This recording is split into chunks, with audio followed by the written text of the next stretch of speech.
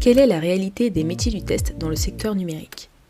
Dans Calisti, je vous propose de vulgariser toutes les questions liées à ces métiers, aussi bien pour les personnes qui démarrent dans le secteur, mais également pour des personnes plus expérimentées, et tout ça avec des invités incroyables qui partagent leur savoir et leurs expériences, parce qu'on gagne forcément à apprendre les uns des autres. Je m'appelle Nankeda, actuellement test lead dans une entreprise du service numérique, et je vous souhaite une excellente écoute.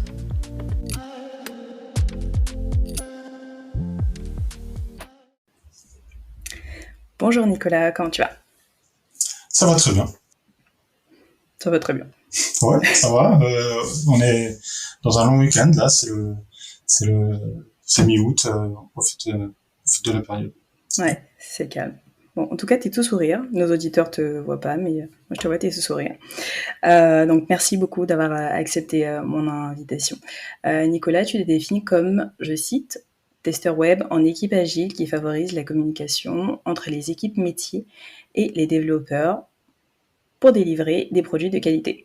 Tu es également co-organisateur de la Paris Test Conf et quand j'ai consulté ton profil LinkedIn, les deux mots que j'ai retenus étaient facilitateur et transmission parce que c'est vraiment le fil rouge en fait qui revient dans toutes tes expériences, surtout sur le côté transmission. Et pour ça, je suis contente de t'avoir dans le podcast. Voilà pour ta présentation. Est-ce que j'ai oublié quelque chose ? Non, c'est très bien, ça me définit pas mal, c'est à jour, tout va bien. Ça a l'air assez fidèle. Bon, en vrai, c'est ce que tu as mis sur ton LinkedIn, hein, donc normalement, ouais, j'aurais pas trop me tromper. Alors, t'as mis quelque chose, t'avais écrit produit de qualité. Déjà, c'est quoi un produit de qualité ? Un produit de qualité, pour moi, c'est un produit qui répond aux attentes des utilisateurs, tout simplement. Tout simplement. Ouais. Qui fait ce qu'on attend de lui qu'il fasse. Ouais. Après, c'est une définition très large. On parle pas de spécification ou de user story ou des choses comme ça. Et d'ailleurs, je sais que souvent les développeurs sont pas d'accord avec ce genre de définition. Pour eux, il faut faire ce qui est spécifié. Mais pour moi, ça me parle parce que moi, je suis un utilisateur. J'utilise des sites web, j'utilise des applications et moi, ce que j'attends, c'est que l'application fasse ce que j'ai besoin de faire de façon simple.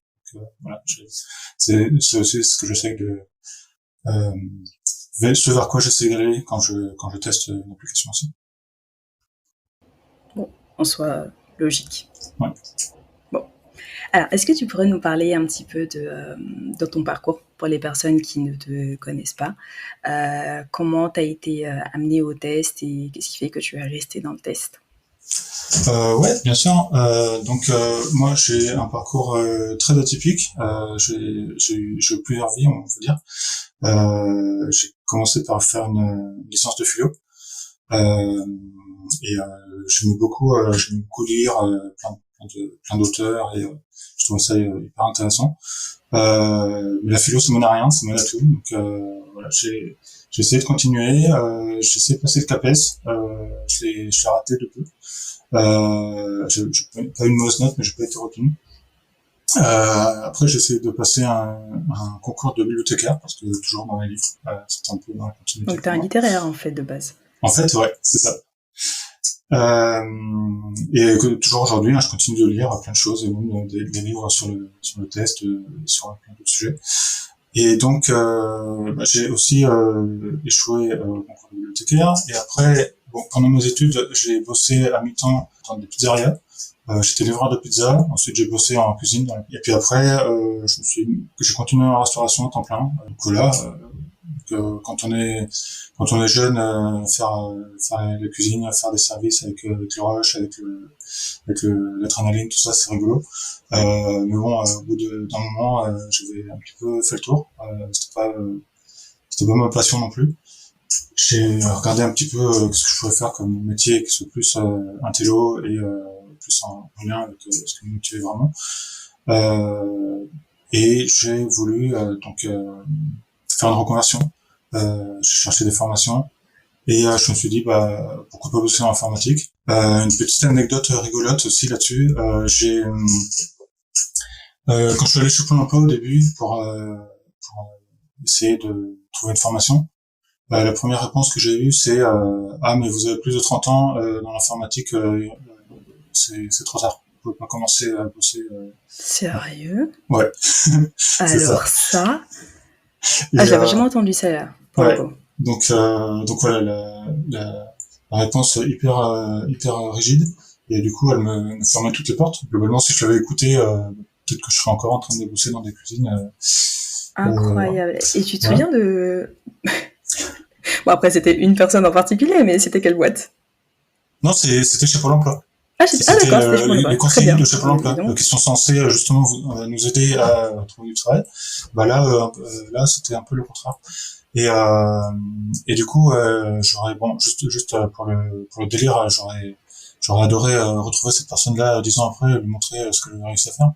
Mais voilà, c'est globalement le petit message, bien sûr, c'est faut pas écouter ce que disent les gens, faut s'écouter soi déjà en premier, et puis aller au bout de son idée. C'est ce que j'ai fait. J'ai eu un peu de mal à trouver une formation de base, mais voilà, j'étais accepté pour faire le test informatique de gestion en 1 an, formation pour adultes.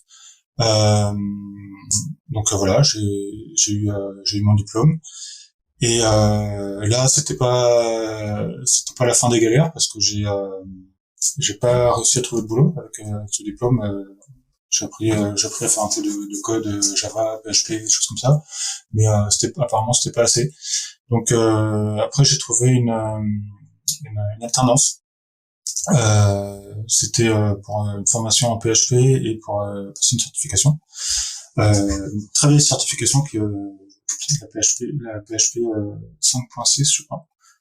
Euh, et donc j'ai obtenu une certification. Et là j'ai commencé à recevoir j'ai mis à jour mon LinkedIn. J'ai commencé à recevoir des offres de SS2I à l'époque, comme on disait. Parce que avoir une certif, bah, évidemment, tout de suite, ça rentre dans les mots clés et tout de suite, on se fait contacter. Donc j'ai commencé à bosser en SS2I. J'ai fait des missions courtes en dev, mais je voyais bien quand même que j'avais pas le niveau d'un ingénieur en informatique qui était à l'aise avec ça. Et moi, parfois, je galérais quand même un petit peu là-dedans. Et au bout d'un moment, on m'a offert une mission pour faire du test. C'était l'été, j'étais en intercontrat, il n'y avait pas grand chose à faire, il n'y avait pas vraiment de mission. Du coup, on me dit, est-ce que ça t'intéresse de faire ce truc-là? Le client, il est OK pour que tu te formes pendant la mission et voilà, tu peux essayer et tu verras si ça te plaît. Du coup, je dis bien sûr, pourquoi pas, essayons. Donc je suis rentré dans la mission. Je faisais des tests manuels, je faisais un petit peu d'automatisation avec Selenium IDE. Je faisais un peu d'automatisation sur des web services aussi avec SoapQI. Donc tout ça, j'apprenais en faisant, je prenais mon temps, je me documentais un peu sur Internet. Voilà. J'arrivais à trouver des bugs et des régressions. Donc c'était sympa, il y avait une bonne équipe, donc c'était intéressant pour moi. Et je suis resté pendant 1 an. Donc ça m'a bien plu et ça m'a tellement plu que quand j'ai fini ma mission, j'ai demandé à mon manager dans la SS2I, je lui ai dit écoute, j'aimerais bien refaire une mission similaire et je voudrais continuer à faire du test. Donc il m'a dit je suis désolé mais là on n'a rien d'autre sur du test. Là faudrait que tu retournes sur des missions de dev. Et du coup j'ai posé ma dème.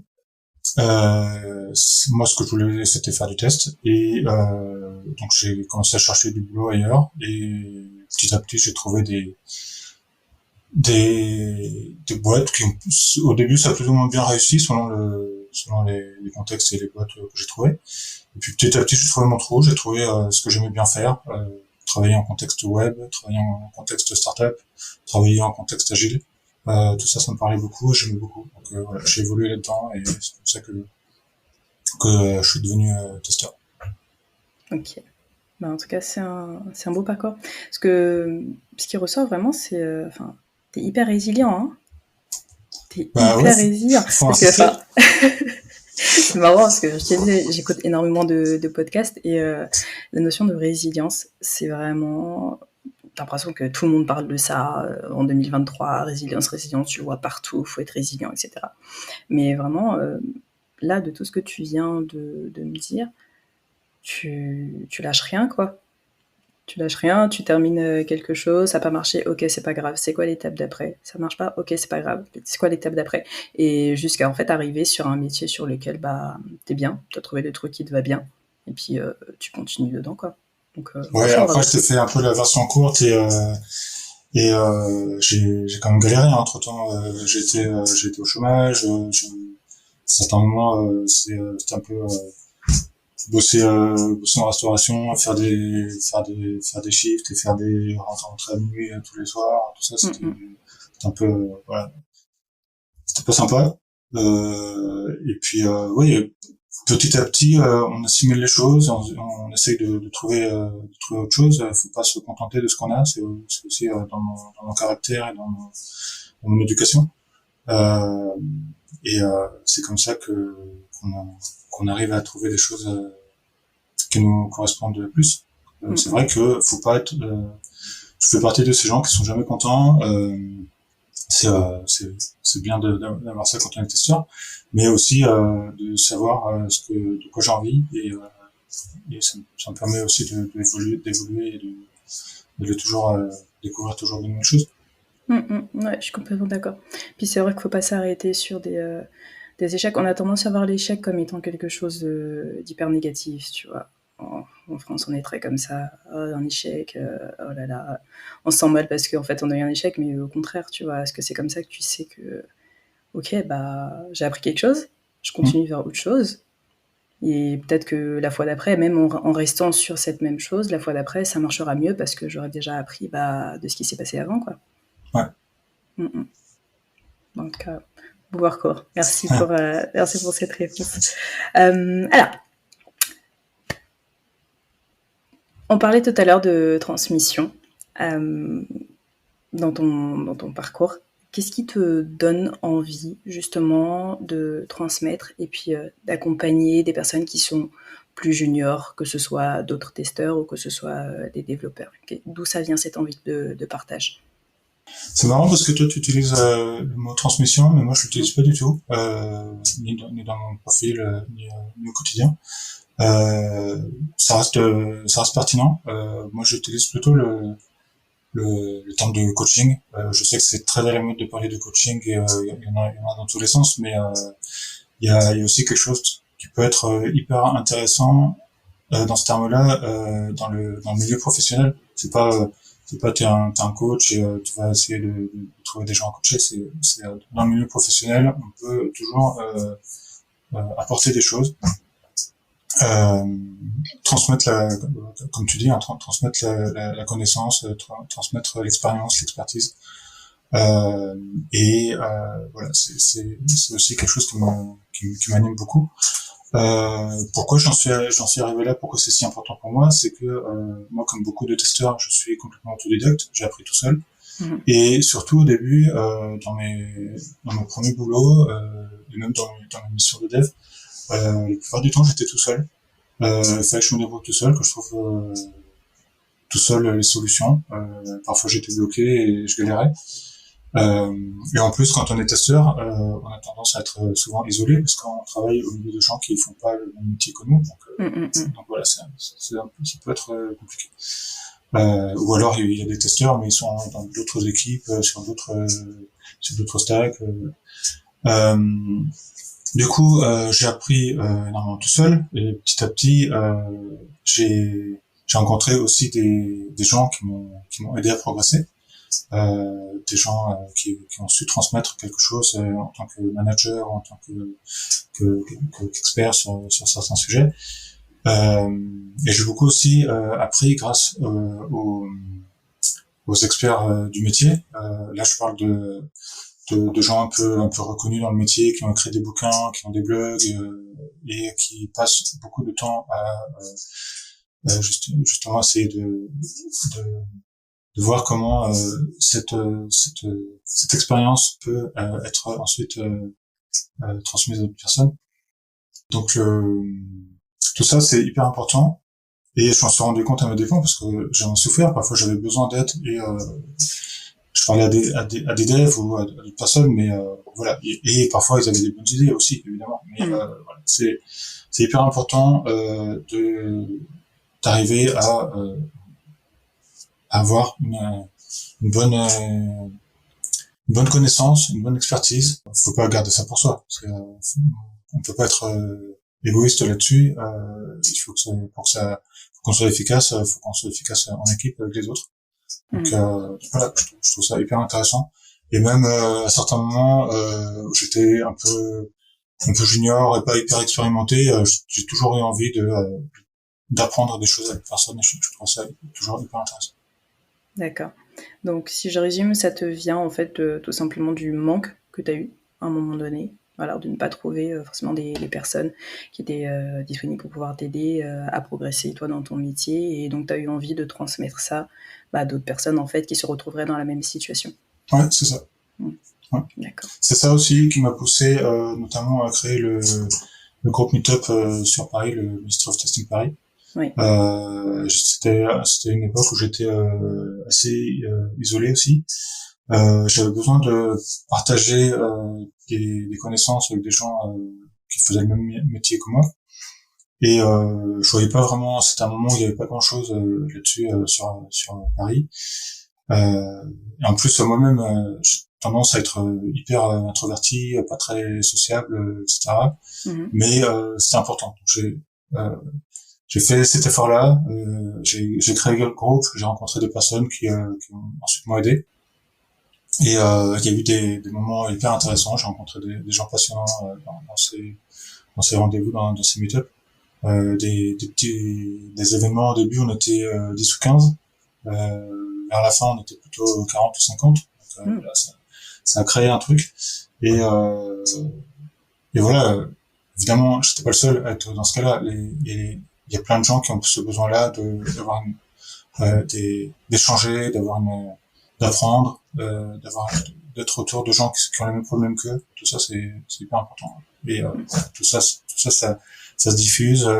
Aujourd'hui, il y a des conférences pour partager là-dessus. Il y a des groupes Slack. Voilà, il y a des choses qui existent aujourd'hui qui vont plus loin que tout ce qu'on avait il y a quelques années.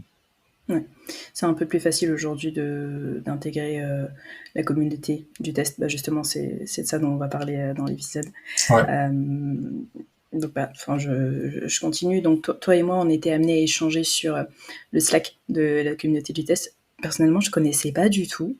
Et en fait, un jour comme ça, j'ai un collègue qui m'en a parlé. Il me dit « Ah, je connais le Slack et tout », parce que justement, j'étais en train de lui parler du podcast. Il me dit « Ah, mais tu devrais partager le podcast sur le Slack de la communauté du test ». Je me dis « Mais qu'est-ce que c'est que ça ?»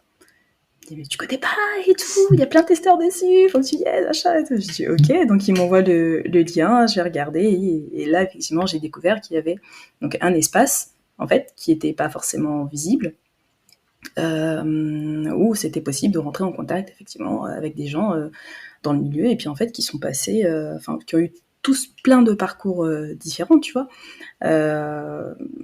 Et c'est top parce que du coup, j'ai eu l'occasion d'échanger avec Benjamin, je pense que tu connais, William Reitera, je pense que tu connais, avec Farah Chapchop. Et ça a été... je trouve ça génial, en fait. Je dis, mais c'est trop bien que ça existe, et il faut que toutes les personnes qui bossent dans le test sachent que c'est un espace qui est là, quoi. Oui, tout à fait. C'est hyper intéressant. Moi, c'est pas moi qui l'ai créé. Je crois que c'est Mimoun Kessi qui l'a créé. Bon, on était en contact et il m'a invité assez rapidement. Et voilà, c'est vrai que parfois c'est plus un groupe de support, on va dire un petit peu support technique. Il se passe pas énormément de choses. Il est pas hyper vivant. Parfois, il y a des discussions, mais pas tout le temps. Mais au moins on est au courant de ce qui se passe dans la communauté quand il y a des événements qui sont annoncés, voilà, ils sont annoncés sur le groupe, et on sait un peu ce qui se passe. Donc tout ça, voilà, ça fait partie de. Puis on l'a pas inventé, hein. Pareil, Ministry of Testing aussi, ils ont leur Slack international, des gens un peu du monde entier. On s'est inspiré de ce qu'ils ont fait. Et puis après, il y a quelques autres groupes. Peut-être que faudrait centraliser au bout d'un moment parce qu'il y a un peu de dispersion dans les groupes Slack, mais voilà, c'est bien d'avoir cet endroit-là. on sait aussi qu'il y a pas mal de gens qui communiquent sur LinkedIn, et puis il y a les meet-up locaux, il y a les conférences. Voilà. Aujourd'hui, il y a quand même une communauté qui est présente autour des testeurs en France. Ok. Bon, tu précèdes un petit peu une question qui était censée arriver un petit peu plus tard, mais Ouais. c'est pas grave, je vais la poser maintenant. Donc, tu as le sentiment que il y a une communauté du test en France bien existante. Oui. Oui, c'est ça.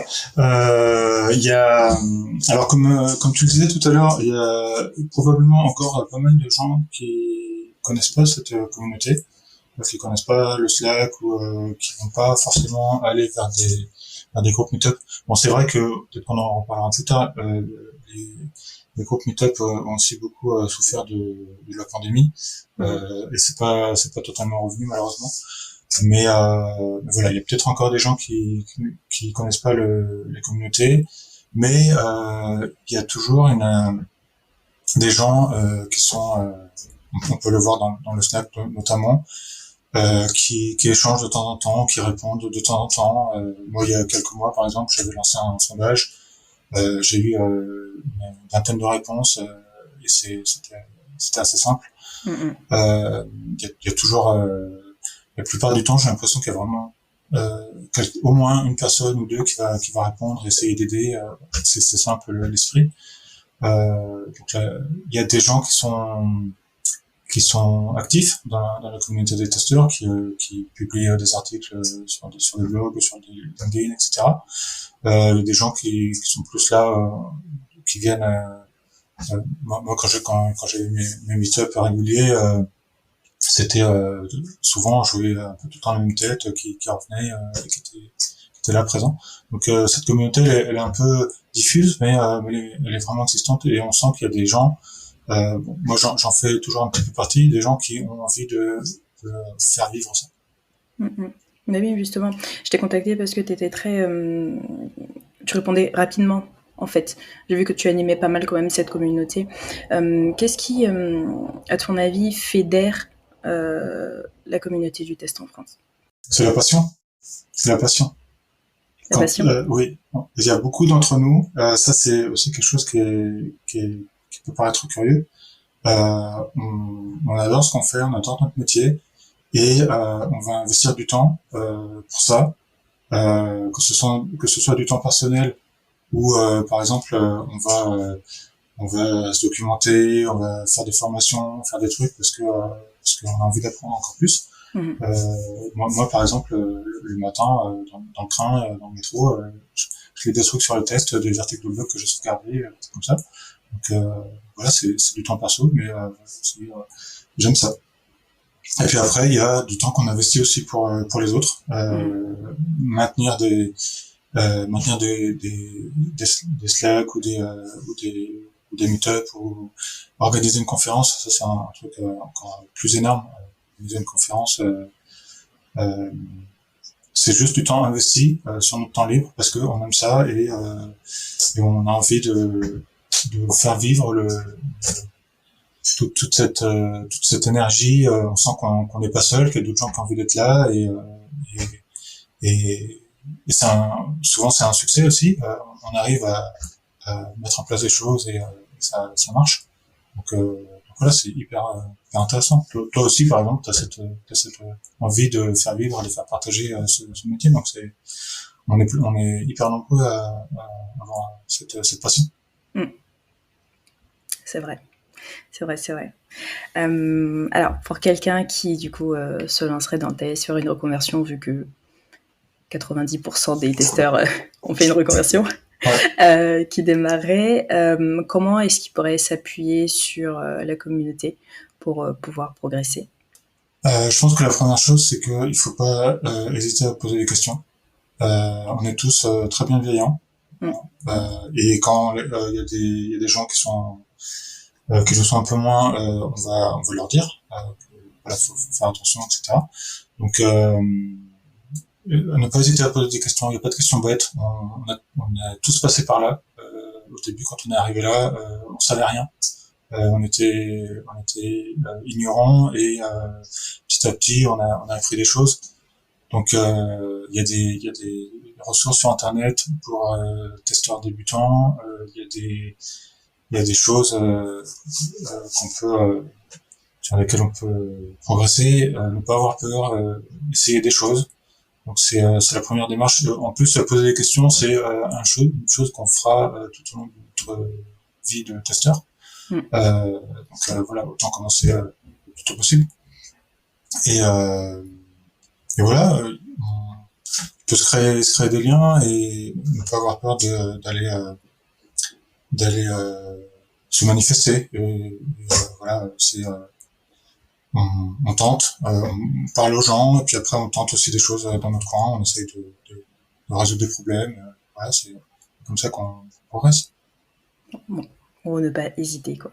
Ouais. Donc, j'envoie un message à ceux qui nous écoutent, qui ne sont pas au fait de tout ça. Je mettrai le lien de toute façon du Slack dans les liens de l'épisode.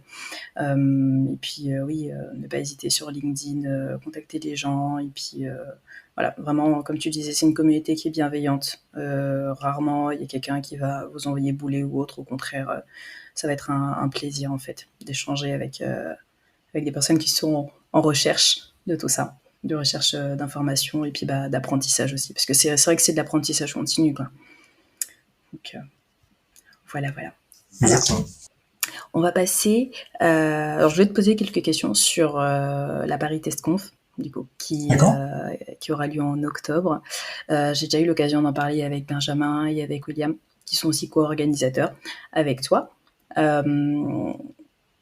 Alors, je voudrais qu'on reparle un petit peu de la genèse de la Paris Test Conf. Donc, tout à l'heure, tu me disais que tu avais le Ministry of Testing que tu as mis en place. Comment est-ce que tu as fait la transition du coup de Ministry of Testing vers la Paris Test Conf? Parce que l'objectif du Ministry of Testing, c'était aussi d'organiser une communauté de testeurs, proposer des conférences, proposer des meet-ups pour des professionnels du secteur. Et en fait, la Paris Test Conf, c'est aussi la même chose. On va avoir des pros qui vont intervenir, développer certains sujets et puis donner des propositions de solutions ou autres. Donc voilà, c'est quoi la genèse de la Paris Test Conf et comment t'es passé de l'un vers l'autre? Alors, le groupe Meetup que moi j'ai animé, que j'ai co-animé, à un certain moment on était plusieurs. L'objectif c'était vraiment de passer des moments ensemble, de rencontrer d'autres gens et d'apprendre d'autres contextes. Parce que souvent on est dans un contexte et parfois on est un peu dans le rush, on se rend pas compte qu'il y a d'autres façons de travailler et qu'il y a d'autres façons, d'autres solutions, et même d'autres problématiques qu'on voit pas, d'autres outils aussi qu'on connaît pas, etc. Donc ce groupe-là, c'était pour ça sur la région parisienne, rencontrer d'autres gens qui avaient d'autres expériences et les inviter à venir parler de ça. Petit à petit, comme je te disais tout à l'heure, j'ai commencé à rencontrer des gens intéressants, des gens passionnés, des gens qui revenaient, ça crée du lien, on discutait un petit peu, etc. Et puis, au final, il y a eu Mimoun qui a eu cette idée de génie de créer le groupe Slack. Et donc ça a été un prolongement, mais le groupe Slack c'était très très pratique parce que ça permettait de communiquer avec de façon plus large avec des testeurs qui étaient partout dans toute la France et plus loin que la France aussi. On est je sais pas si c'est dans le titre officiel, mais c'est la communauté des testeurs francophones. Donc on s'adresse un petit peu à tout le monde dans le monde entier. Donc rien que sur la France, on a assez rapidement, je sais plus exactement qui a eu l'idée ou si c'est un truc qui était un petit peu dans l'air ou comment ça a démarré, mais on a été plusieurs dans le groupe Slack à se dire et si on crée une conférence. À l'époque, la JFTL avait pas bonne presse. Elle était un peu elle était un peu dénigrée par certains parce que elle était trop commerciale, trop orientée grand compte, trop de sponsors. voilà, c'était plus les entreprises qui venaient parler de ce qu'elles faisaient plutôt que les testeurs qui venaient parler de ce qu'ils faisaient. Ouais. Du coup, on s'est dit, on va créer une conférence alternative à ça. Ok. Et donc, on allait prendre le contre-pied total de ce que faisait la GFTL à l'époque. On allait parler c'était des retours qu'on voulait un petit peu comme ce qu'on faisait dans les meet-up. On voulait des retours d'expérience concrets de ce que faisaient les gens dans leur entreprise et dans leur contexte. Et on voulait aussi que ce soit une conférence sans sponsor, complètement. On n'avait pas pour objectif de gagner de l'argent. On avait pour objectif uniquement avec les bénéfices de la conférence, uniquement de payer nos frais, alors rien de plus. Okay. Ou alors, si on était un petit peu bénéficiaire, c'était de l'argent qui était gardé pour l'année prochaine. Et donc on a démarré ce truc-là et c'était un succès phénoménal. Voilà comment ça a démarré. Ok. Et donc du coup ça continue. Donc ça fait maintenant 5 ans, 6 ans? Oui, ça fait à peu près 5 ans. J'ai un petit peu perdu le compte parce que il y a eu la première édition qui était en présentiel. On a loué une petite salle de conférence de 150 places avec un amphithéâtre. On a fait salle comble et on a eu énormément de retours positifs. Les gens étaient hyper contents de la journée. Et ensuite il y a eu la pandémie et on est passé sur un mode en ligne pendant plusieurs années, pendant 3 ans je crois. Et là, donc moi sur la première année, j'ai participé un petit peu sur l'organisation et par la suite, j'étais un petit peu saoulé par tout le truc online. Tout le monde faisait des trucs online tout le temps et ça me motivait moins. Après, on était un peu enfermés aussi. On n'avait pas trop le choix de tout faire en ligne. Oui, effectivement, on était un peu obligés, mais voilà, moi ça me tentait moins. C'est comme écouter des concerts. Hein. Oui, au bout d'un moment, c'est assez limite. Hein. Voilà, c'est ça.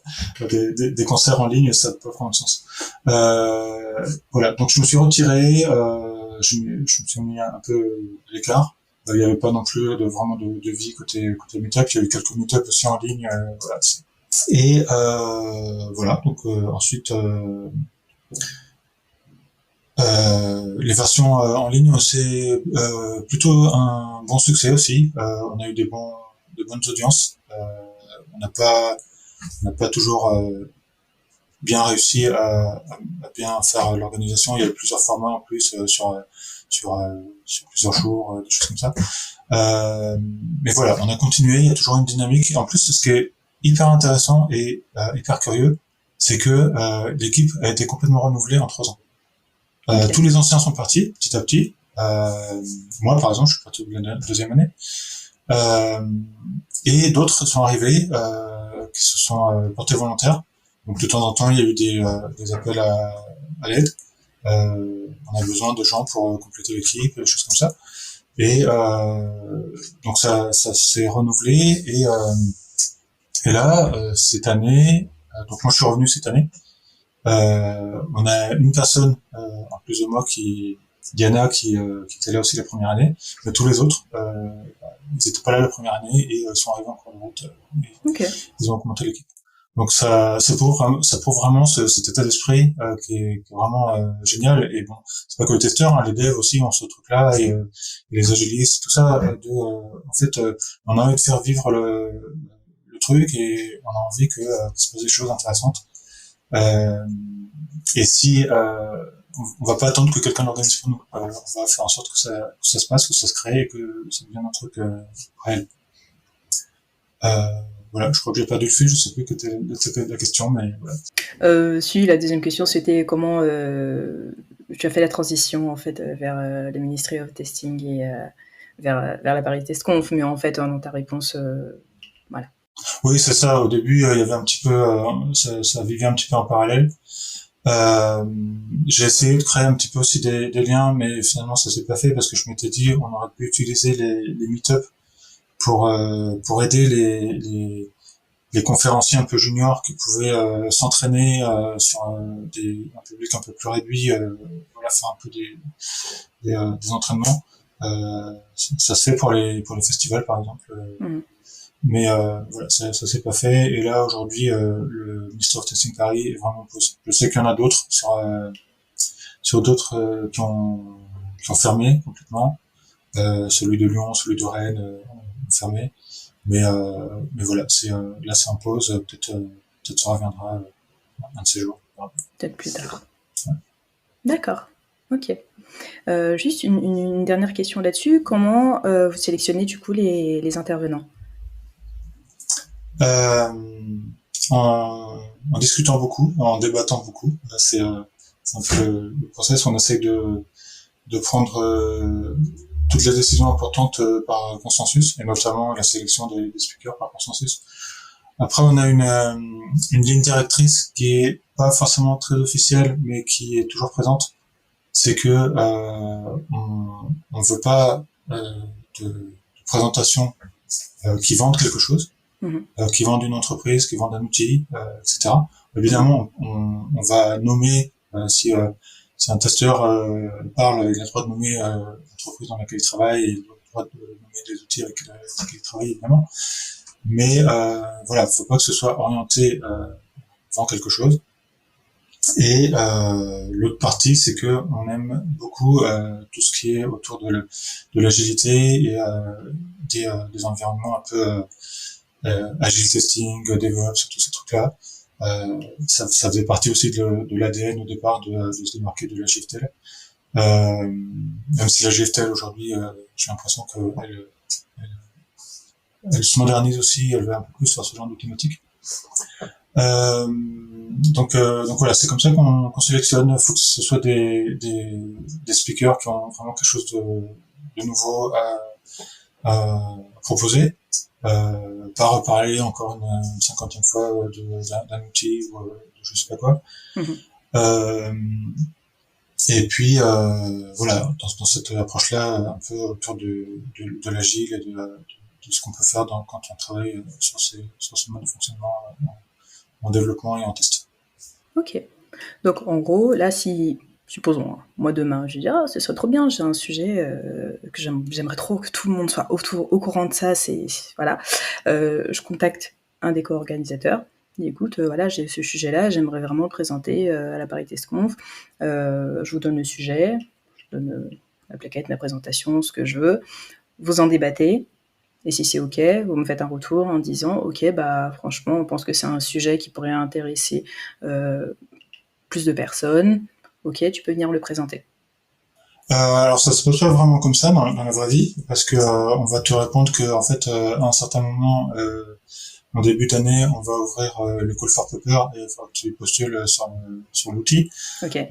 Donc que tu fasses ta présentation, que tu te présentes dans l'outil, que tu décrives ton sujet en détail. Tu peux aussi mettre des slides, voilà, tu essayes de rendre ça attractif et qu'on comprenne bien de quoi tu vas parler. Et puis après, il y a une sélection qui est compliquée de côté à faire parce que on a plein de gens qui postulent et souvent plein de gens intéressants. Encore cette année, on a eu pas mal de débats, on a eu quelques au début, on va dire les 3-4 premiers, c'était assez facile de se mettre d'accord, mais après on commence à débattre. On a fait aussi une petite file d'attente au cas où il y aurait des désistements, on pouvait récupérer quelqu'un. Mais c'était assez compliqué, mais globalement, voilà, faut suivre un petit peu le process, le call for paper. Au bout d'un moment, on fait la sélection, et puis après on annonce rapidement au speaker.